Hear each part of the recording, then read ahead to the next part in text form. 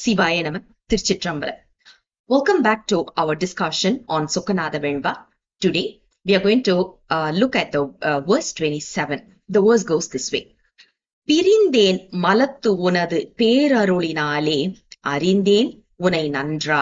ஐயா செறிந்த இன்பப் பூரணா செங்கமல பொற்பாதா கூடலில் வாழ் ஆரணா சொக்கநாதா. Today's verse is a very, very profound verse.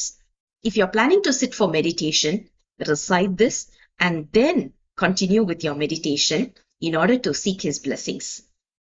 In this particular verse, our guru is trying to tell us what kind of miracle can happen when we are bestowed with Lord Shiva's grace.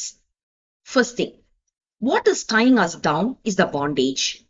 The bondage is what we call it as malam. We call it as entanglement. There are three kinds of entanglement that any being is tied on, and that causes our rebirth, which is what we call it as Anavam, Karmam, and Maya. These three are technical terms. Anavam, literally translated as ignorance. Karma, we are all familiar with that. Any kind of a deed. It can be good or bad, but it leads to rebirth. The third one is Maya. Anything that we are attracted to is called, it comes under this concept of Maya. So, Anavam, Kanmam, Maya are the three entanglements or the bondages that a being is tied to, which causes our rebirth. So, in order to get rid and get out of this particular rebirth cycle, the vicious cycle of rebirth, all we have to do is pray to Lord Shiva. Only with his grace, we can break through this vicious cycle. So, his grace, when it is bestowed on us, it is easy for us to break from this vicious cycle by letting go of this particular entanglement or bondages. After that, what happens? Only with the help of Lord Shiva's grace, we can understand who he is. Which is very true, isn't it? Even today, we can feel that. Are we able to understand about Lord Shiva without his blessings? No. How many living beings are we seeing around us who doesn't even care about what is God? Right? So which means if you want to know about Lord Shiva, his grace is needed. So we cannot force this on anyone because it is only his grace that has to tame a person into this particular path.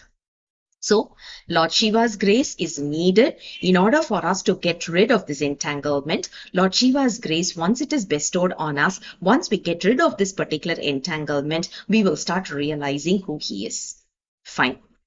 Next one is, they talk about Sokkanatha. Lord Shiva's name in Madurai is called as Sokkanatha. Sokkanatha means someone who's so attractive that we can't resist ourselves. He makes us fall for him.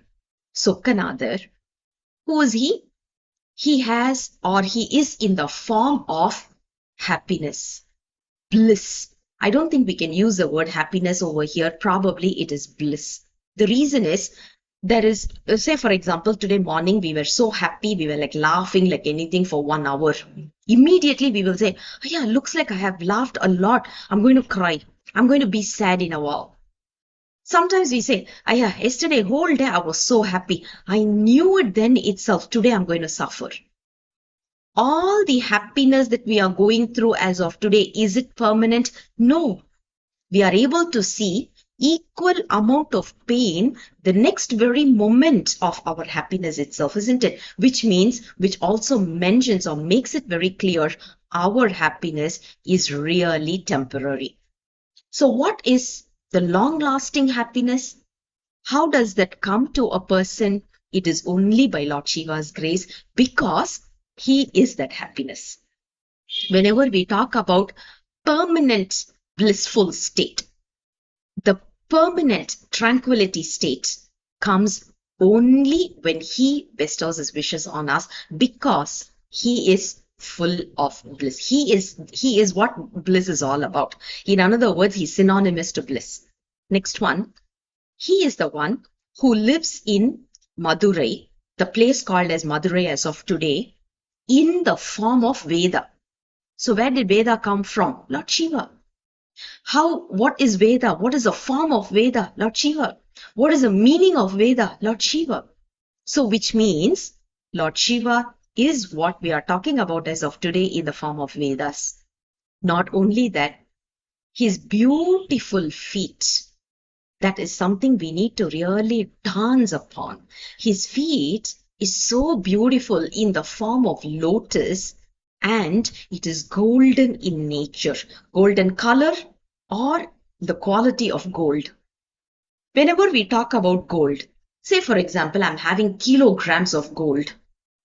Do you think gold has got any pride because of being with me? Obviously, no. But when I own the gold, I feel the proudness. I'm feeling so proud about it. Why? Because the who owns it is the one who's going to feel more better compared to the entire the actual metal itself. Similar to that, Lord Shiva, when I am following Lord Shiva, I don't think Lord Shiva has got any advantage from that. But because I'm following him, I have the advantage. Similar to gold, Lord Shiva is also a gold. Right? So that is what we are talking about here. Same ways, his feet is so beautiful like a lotus feet. Red or pinkish red, that color, we all can relate with this. When you see a small little baby, a newborn baby, if you look at the feet, I'm sure no one can just move away from that feet without giving a small little kiss because it's so beautiful, it's so tempting. Lord Shiva's feet is also the same, which is something which is very, very important for us. We can never, never leave that feet. We shouldn't leave that feet as well. So today's verse talks about a very beautiful advice on what are the things that we should be doing and what are the things we shouldn't be doing. What we should be doing is very simple. We should get rid of our entanglement. Don't get entangled. Only when we let go of this entanglement, we will have a permanent, blissful state. And for attaining all of this, Lord Shiva's grace is needed. And let's all pray for that. Let's all pray for that blessings to be bestowed on us. I'll come back again with the next verse very soon. Until then, Sivaya Namah Tirchitrambalam.